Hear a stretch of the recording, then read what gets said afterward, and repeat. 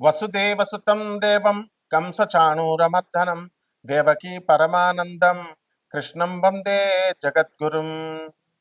శ్రీ రాధాకృష్ణాభ్యాం నమః. ఓం నమస్తే అస్తు భగవన్ విశ్వేశ్వరాయ మహాదేవాయ త్ర్యంబకాయ త్రిపురాంతకాయ త్రికాగ్నికాలాయ కాలాగ్నిరుద్రాయ నీలకంఠాయ మృత్యుంజయాయ సర్వేశ్వరాయ సదాశివాయ శ్రీమన్మహాదేవాయ నమః. శ్రీ దుర్గామల్లీశ్వరాభ్యాం నమః. ఈ రోజున మనం ఈ కేతువు యొక్క సంచారము, కేతువు సింహరాశిలో రవితో కలిసి ఉన్నాడు ఈ నెలలో. ఆ తర్వాత కేతువు వివిధమైనటువంటి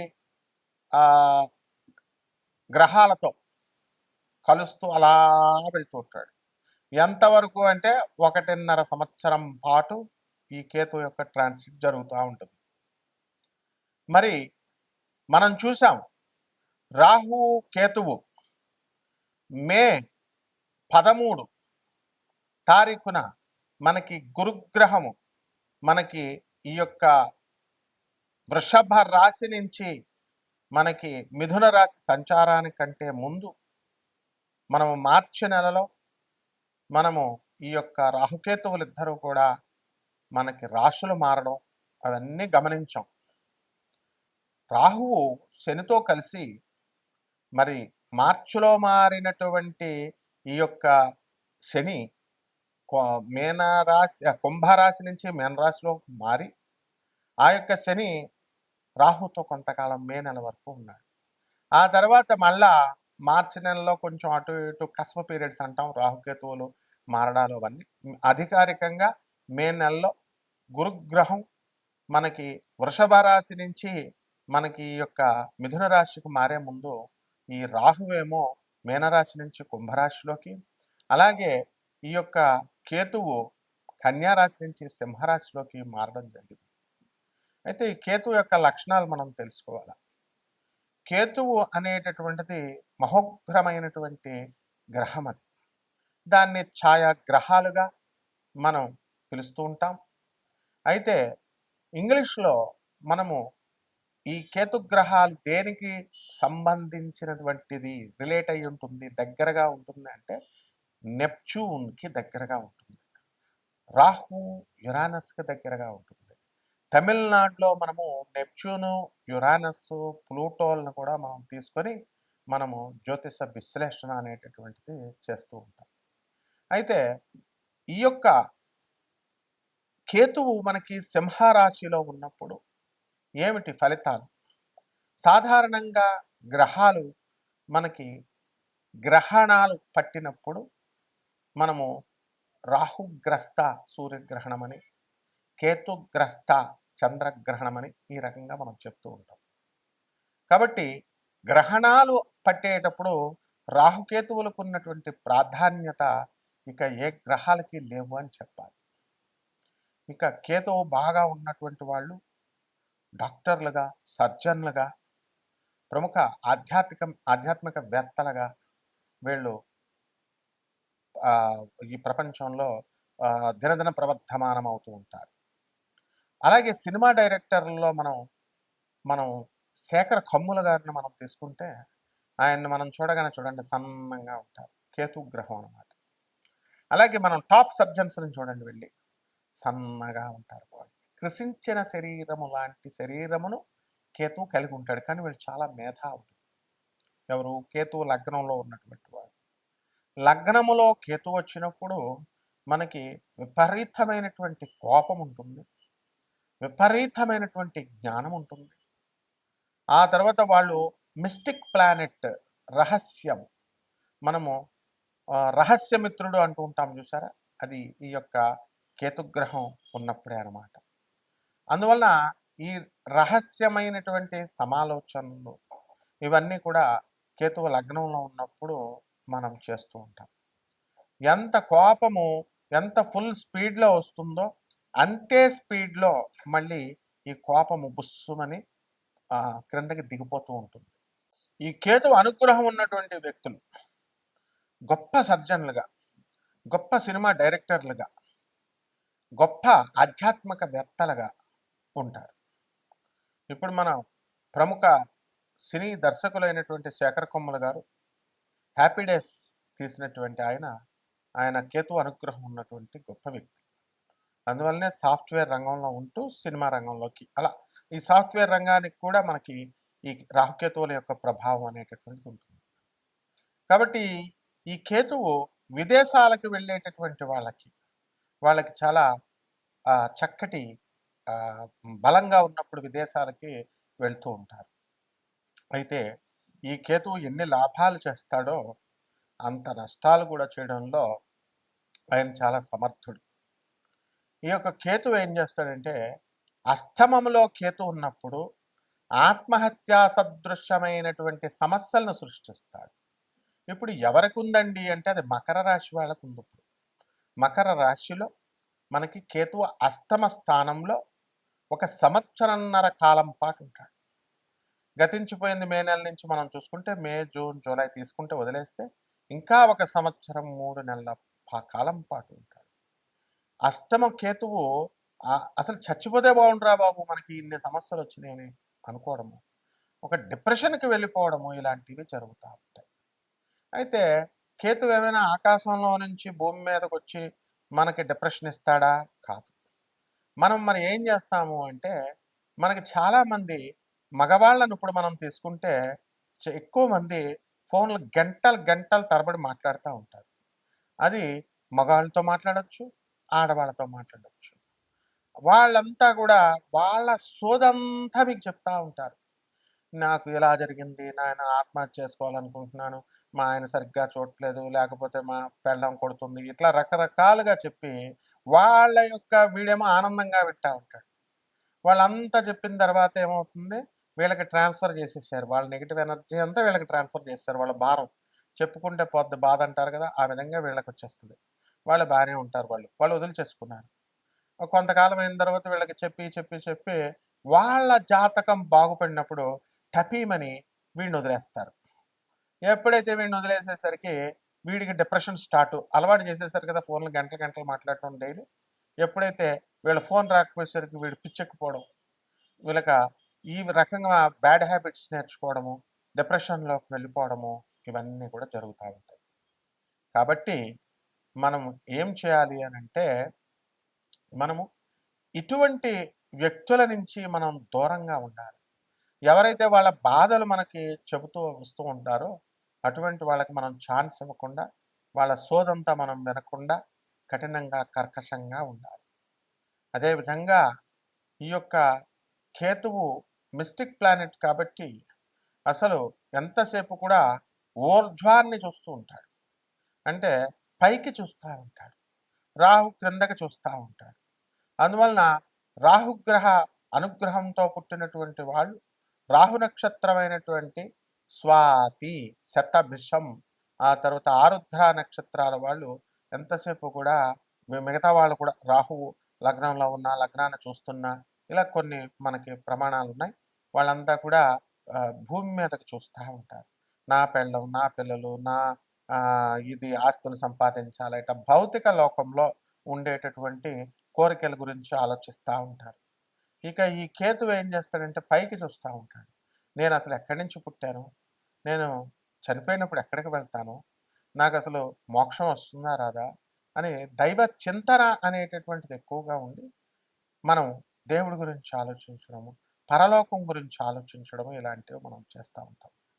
అయితే ఈ యొక్క కేతువుకి మళ్ళీ ఇంకొక విధమైనటువంటి లక్షణం కూడా ఉంది, చాదస్తం ఎక్కువగా ఉంటుంది. అంటే చాలామంది మనుషుల్ని మనం కనుక చూసుకున్నట్లయితే మనము ఈ చాదస్తం బాగా ఎక్కువైపోయి వాళ్ళు చెప్పిందే చెప్పడం, అడిగిందే అడగడం, ఇలా రకంగా ఇటువంటి మనుషులు మనకి తారసపడతా ఉంటారు. ఇదంతా కేతు బ్యాడ్గా ఉన్నప్పుడు, కేతు వాళ్ళకి అనుకూలమైనటువంటి పరిస్థితుల్లో లేనప్పుడు జరిగేటటువంటి పరిణామాలు. కాబట్టి ఈ యొక్క కేతువు రాహుకేతువులు మనకి ఏమైపోయారండి, మన అందరికీ తెలిసిందే. ఈ రాహుకేతువులు ఇద్దరు కలిసి ఒకటే రాక్షసుడు. అతడు ఏం చేస్తాడంటే మరి శ్రీ మహావిష్ణువుని నమ్మకుండా అతను ఈ అమృతాన్ని దొంగతనంగా తాగాలి అనేటటువంటి ఉద్దేశంతో దేవతల రూపంలోకొచ్చి మాయ చేసి విష్ణుమూర్తినే మాయ చేస్తాడు. ఈ రాహుకేతువులు ఇద్దరు కలిసి ఒకటే సింగిల్ బాడీగా ఉన్నప్పుడు మాయ చేసి ఆ అమృతాన్ని జగన్మోహిని రూపంలో ఉన్నటువంటి శ్రీ మహావిష్ణువు దేవతలకు పంచి ఆ తర్వాత రాక్షసులు పంచుతాను అని చెప్పి ఆమె జగన్మోహిని పంచుతూ ఉంటే రాక్షసాంతకుడైనటువంటి శ్రీ మహావిష్ణువు ఎట్టి పరిస్థితుల్లో కూడా అతడు పంచడు అని చెప్పేసి మనకు రాదు ఆ వాట అని చెప్పి మనకి అతను ఒక దేవతా రూపాన్ని ధరించి ఆ లైన్లో కూర్చుంటాడు. కూర్చున్న తర్వాత విష్ణుమూర్తి వేసేస్తాడు అమృతం. ఆ అమృతం తాగేస్తాడు. అయితే సూర్యచంద్రులు ఇద్దరు కూడా శ్రీ మహావిష్ణువుకి ఇలా సైగ చేయగానే శ్రీ మహావిష్ణువు జాగ్రత్త పడి వెంటనే ఆ అమృతం తాగేసినటువంటి రాహుకి చక్రం విసిరేస్తాడు. విసిరేస్తే సుదర్శన చక్రం తల తెగిపోతుంది. మరి ఆ ఊర్ధ్వం తల ఆకాశంలో ఉంటుంది, కేతువు మండం. తల ఎప్పుడొచ్చి మళ్ళీ ముండానికి అతుక్కుంటుందా అని చెప్పి ఇలా క్రిందకి చూస్తూ ఉంటుంది అనమాట, పైకి చూస్తూ ఉంటుంది కేతు. అలాగే ఆ యొక్క రాహు ఏం చేస్తాడంటే ఆ రాహు క్రిందకి చూస్తూ ఉంటాడు, నేను వెళ్ళి ఎప్పుడు ఎత్తుక్కోవాలా శరీరానికి. కాబట్టి అందువలన ఈ యొక్క కేతువు పైకి చూస్తూ ఉంటాడు. అయితే ఈ కేతువు యొక్క దశమహావిద్యలలో కేతువుని మనకి అధిష్టాన దేవత ధూమావతి.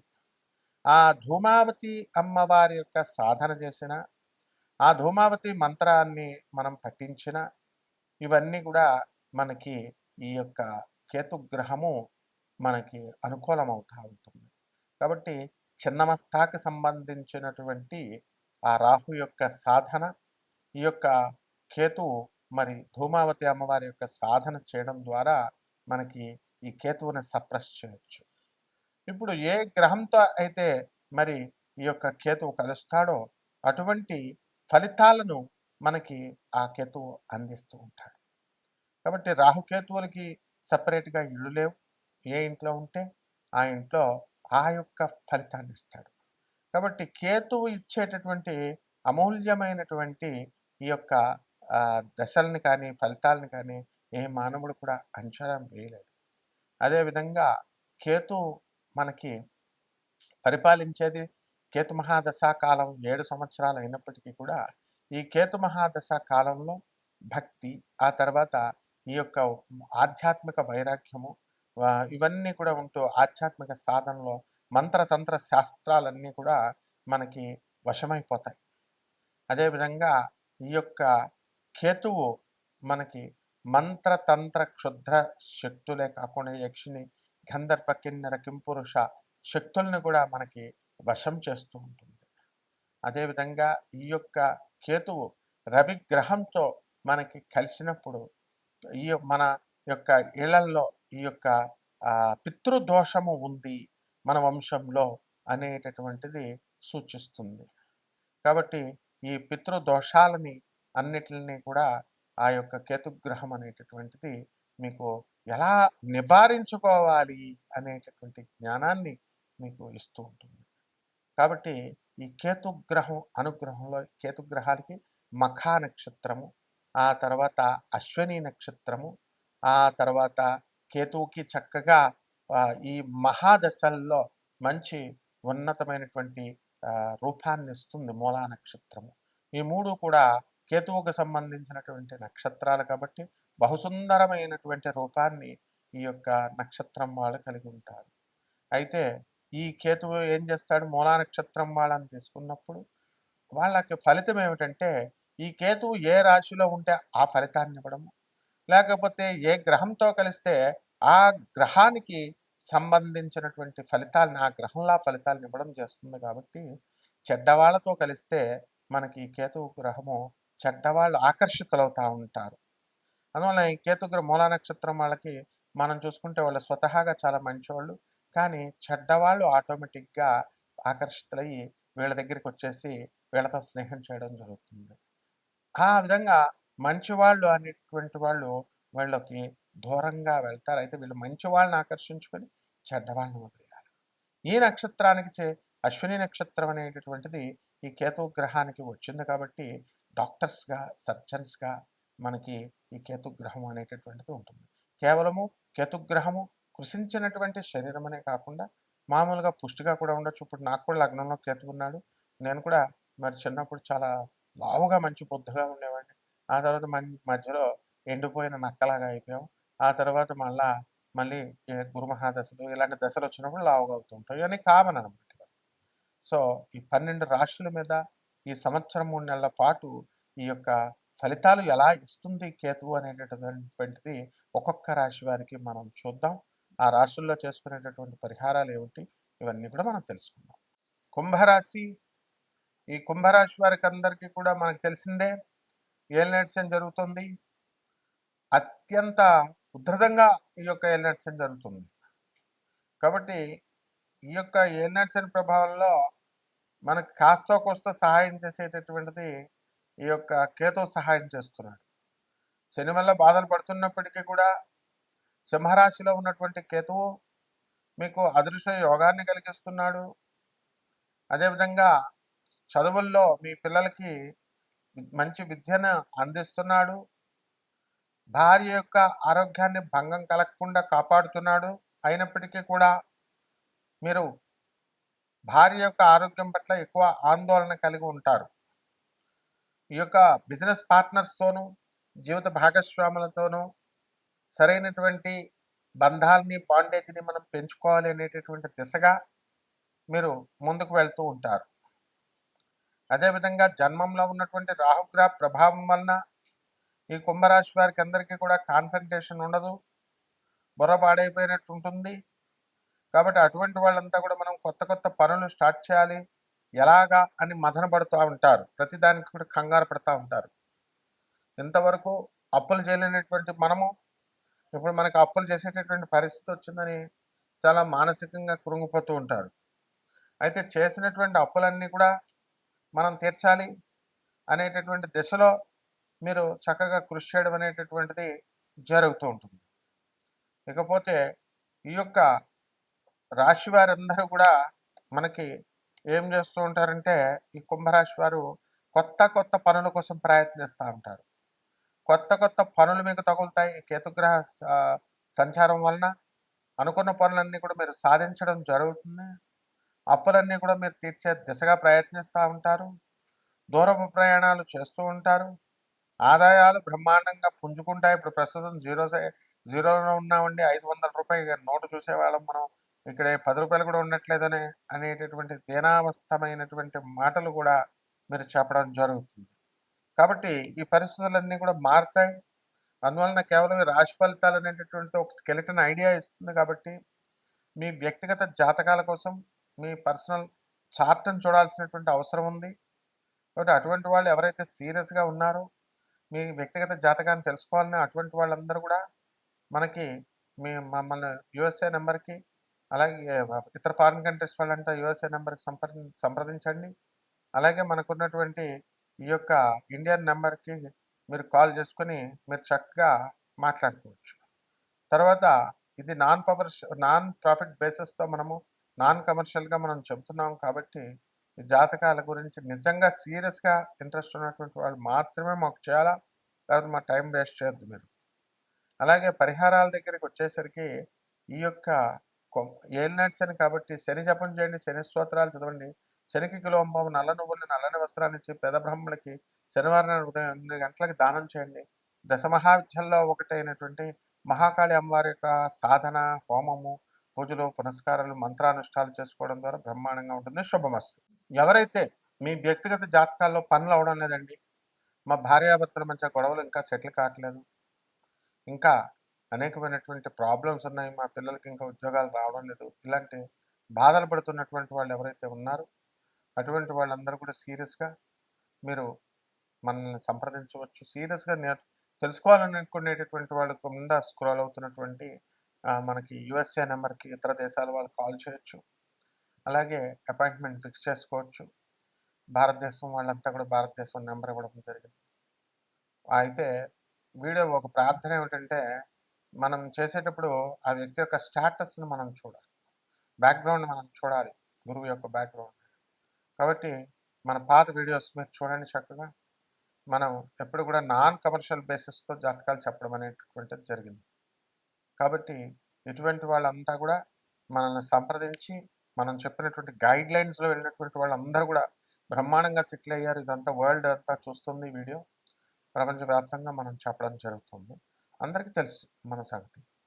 కాబట్టి అటువంటి వాళ్ళంతా కూడా పరిహారాలు ఏం చేసుకోండి, కొంచెం చిన్న పరిహారాలు, యూట్యూబ్ పరిహారాలు. అదేమిటంటే ఈ యొక్క మకర రాశి వాళ్ళకి మనము ఈ రాహు బాగుండలేదు కాబట్టి, అలాగే కేతు కూడా బాలేదు కాబట్టి ముఖ్యంగా కేతువుకి మనం చేసుకోవాలి. కేతు జపం చేసుకోండి, కేతు స్తోత్రాలు చదవండి, కేతువుకి కిలోంపావు ఉలవల్ని, ఆవు పేడ రంగు ఉన్నటువంటి వస్త్రాలను కానీ, లేదా చిత్రవర్ణం మల్టీ కలర్డ్ వస్త్రాలను ఇచ్చి పేద బ్రాహ్మణులకి మనము సోమవారం నాడు ఉదయం 7 గంటలకి దానం చేసుకోండి. అలా చేసుకుంటే మరి అలాగే దశమహావిద్యల్లో ఒకటైనటువంటి ధూమావతి అమ్మవారి హోమాన్ని చేసుకోవడం ద్వారా అద్భుతాలు మీరు చూస్తారు. శుభమస్తు.